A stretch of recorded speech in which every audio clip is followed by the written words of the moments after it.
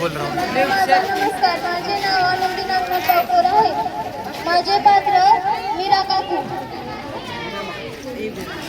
सर्वांना माझा नमस्कार. माझे नाव सिद्धी नागेश्वर आहे. माझे पात्र जनाबाई. सर्वांना माझा नमस्कार. माझे पात्र मुक्ता काकू आहे. माझे नाव मधुरा शेख.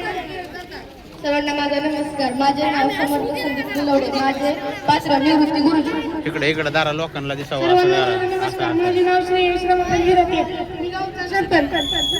सर्वांना माझा नमस्कार. मी श्रेयश माधव गरड. मी समीर. नमस्कार मंडळी. आज शांत आपण बसा. इथे सर्वजण एकत्र उपस्थित झालेलो आहोत. ते म्हणजे एका विषयावर, महत्त्वाच्या विषयावर चर्चा करण्यासाठी. तो विषय असा आहे की आपल्या खेड्याला पर्यावरणपूरक खेडे बनवायचे आहे. हो गुरुजी, सरकारचा आदेश आहे आणि काळाची गरज आहे, परंतु सुरुवात कुठून करायची? सुरुवात तर आपल्याच घरापासून व्हायला हवी. पहिली गोष्ट म्हणजे प्लास्टिक मुक्ती. अनेक जण बाजारात जाताना प्लास्टिकची पिशवी देतात, त्यामुळे त्या पिशव्या गटरीत जाऊन अडकतात व पाणी तुंबते.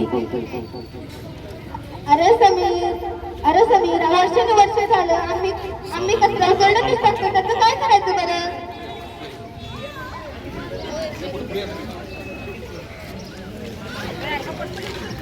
मुक्ता काकू, ही तर मोठी चूक आहे. आपण वारंवार कचरा, ओला कचरा आणि सुका कचरा दोन्ही कचरे एकत्र टाकत आलेलो आहोत. ओला कचरा वेगळीकडे, सुका कचरा वेगळीकडे टाकलं तर ओल्या कचऱ्यापासून आपण गांडूळ खत तयार करून शेतीसाठी सोने ठरेल आणि सुका कचरा आपण रिसायकलिंगसाठी पाठवू शकतो. बरोबर आहे ना? हो, बरोबर बोलता.